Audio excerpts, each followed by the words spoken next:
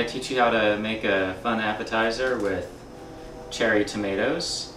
Basically, the idea behind this is that you take something that's nice and healthy, like tomatoes, and then you add even more stuff, so you get even more like food groups in there. So we're going to be adding things like mayonnaise and bacon. Got to increase the protein, right? This recipe will be for 24 cherry tomatoes. I just picked up this 12 ounce pack here. It looks like it probably has about 24 in here.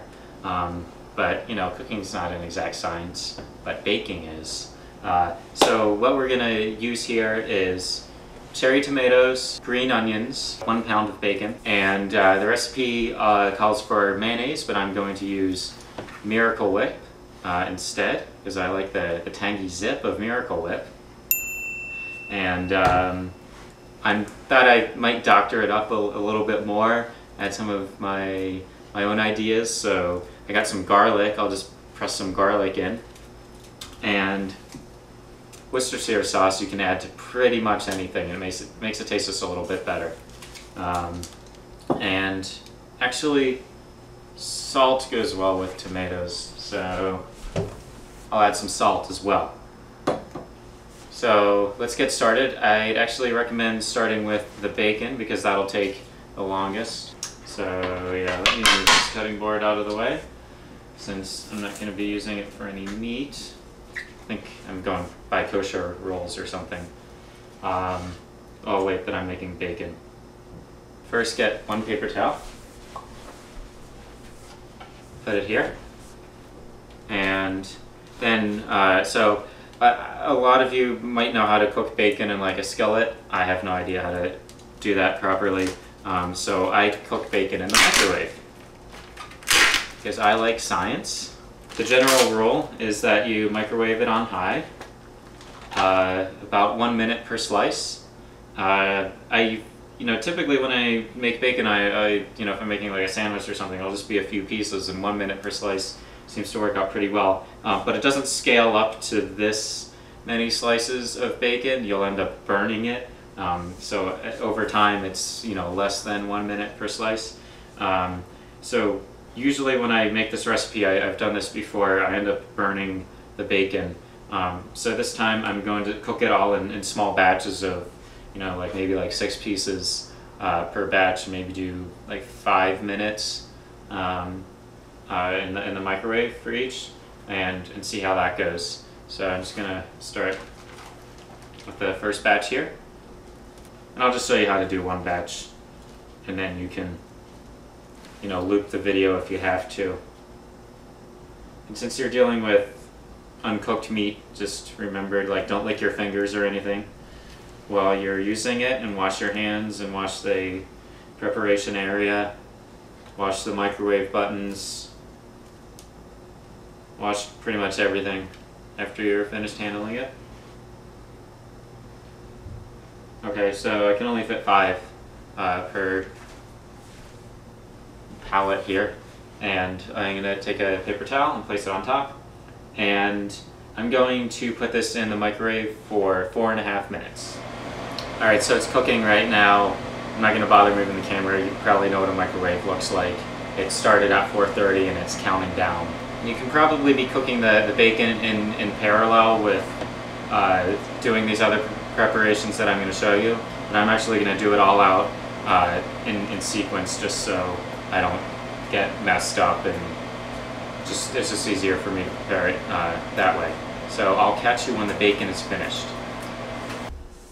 Okay, so now I have my pound of bacon, 5 slices at a time, 4 minutes and 30 seconds per batch, and it's seems to be pretty good here. I just let it sit out on a paper towel for a little bit so it dries and it's nice and crispy, and then you take it and put it in a baggie, and what we're going to do is crumble it up so we get bacon bits.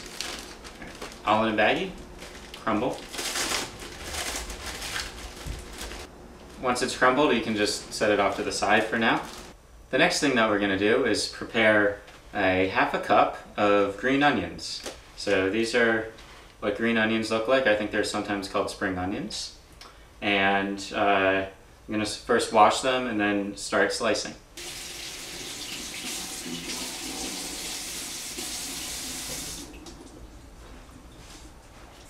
Okay, so we have our onions washed, and when you slice them, you want to start at the white part and then go up to about where it starts getting green, and then you can stop there. So the ends aren't really the good stuff where it's just all green. So just go through the white part and then all of the kind of transition area until it's not as firm.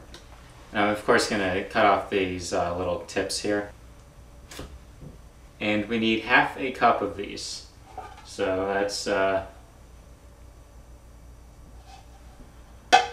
to there.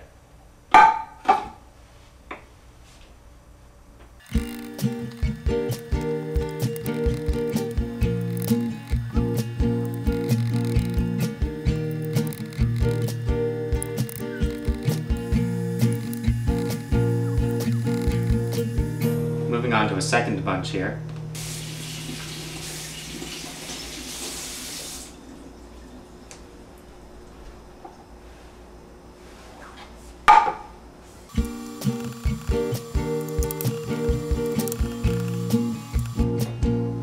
If you have a machine that can do this for you, by all means use it. This is kind of boring.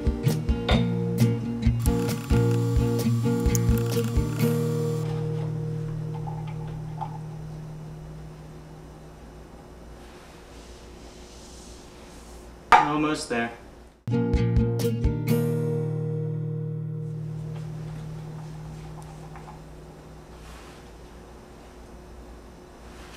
Alright, so we have half a cup of green onions. The next thing that we need is a half a cup of mayo, or in this case Miracle Whip.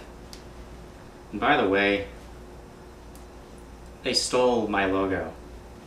I have been doing this combo MW thing as my initials for years, and well, I'm sure other companies may, or even individuals have done it before me, but I like to think that it's mine, and it kind of annoys me when I see other people using it. Take a sample of the Miracle Whip. Alright, and so we're doing half a cup, which I'm not really sure if it has to be exact. Probably not. Okay, so we have about half a cup of Miracle Whip. So then we need to add the bacon and the mayo together. So I have my bacon here, and we're just going to mix all these three things together. Alright, so I'll take the mayo first. Okay, so we have the Miracle Whip in there, then the bacon. Oh yeah, look at that.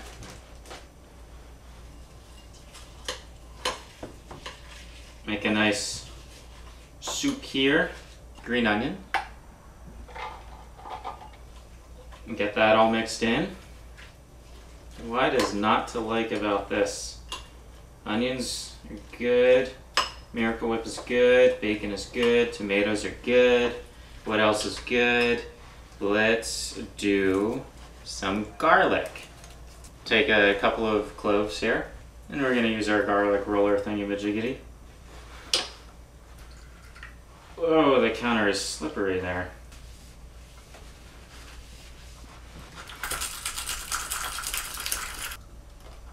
There's one clove. There's two. Let's do three. Garlic and tomato go together, right? Yeah. Use the garlic press to press them in. Remember folks, I'm going off recipe here.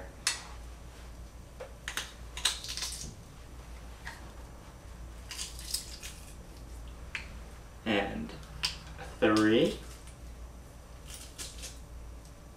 Alright. Lots of good stuff there. And of course, some Worcestershire sauce. Just for fun. Mix it all up. Alright, and that part's all set. So we'll just set this off to the side. I'm not cleaning up as I go along, as I never do. I never clean up. I'm thinking I threw a double negative in there. The next thing that we're going to do is we're going to take these cherry tomatoes and cut them up, and we're going to stuff this stuff inside. You can also do this with pea pods as well, but those are much more difficult. So I just got the cherry tomatoes. And these cherry tomatoes are actually, they're kind of small, so this all probably won't fit in just this little bunch here. Of course, remember to wash the tomatoes. And take this itty bitty knife and try to cut holes in the cherry tomatoes here. And I'm not really sure about the technique on this.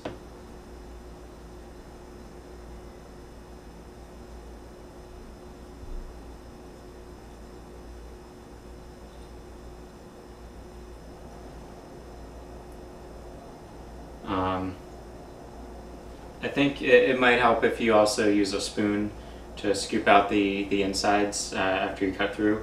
But if you, yeah, so I'm not really sure.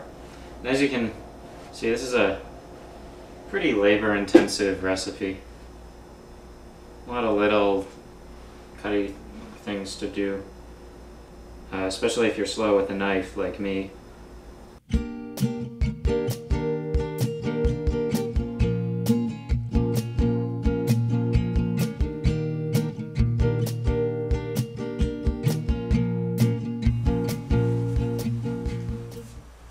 Alright, so we have all the tomatoes cut open here now. Like I said, you could, let me see here. Yeah, I'm going to actually take a spoon and do some scooping here, just because I don't think much of this is going to fit in here the way they are right now. So what I'm doing is I take the spoon, put it in, turn upside down, and then kind of twist, but I'm doing it over the sink. Okay, so I have them all kind of hollowed out.